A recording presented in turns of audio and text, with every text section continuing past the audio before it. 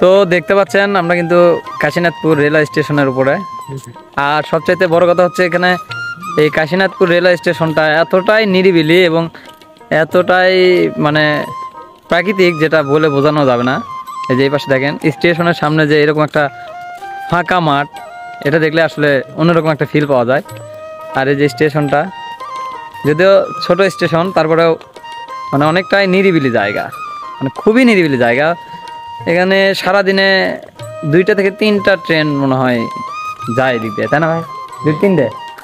তো এই আর কি, আর বাকি সময়টা কিন্তু নিরিবিলি থাকে। আর এটা হচ্ছে রেলওয়ে স্টেশনের মেন অফিস ভবনটা।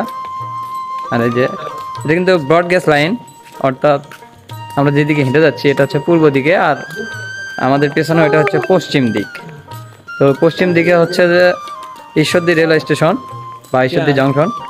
আর সামনে সামনে কি স্টেশন আছে ভাই?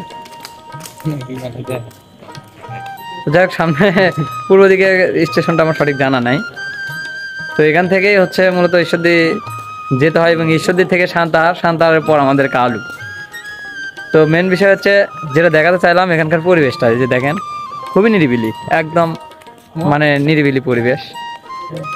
যারা ক্রিয়েটর আছেন আমার মতো এরকম ভিডিও বানান, তারা কিন্তু এখানে একবার হলেও আসবেন, ঘুরতে বা দেখার জন্য হলেও একবার আসবেন যে কত সুন্দর একটা জায়গা। এই যে আমার পিছনে দেখেন এত সুন্দর লাগতেছে, মানে বলে শেষ হবে না।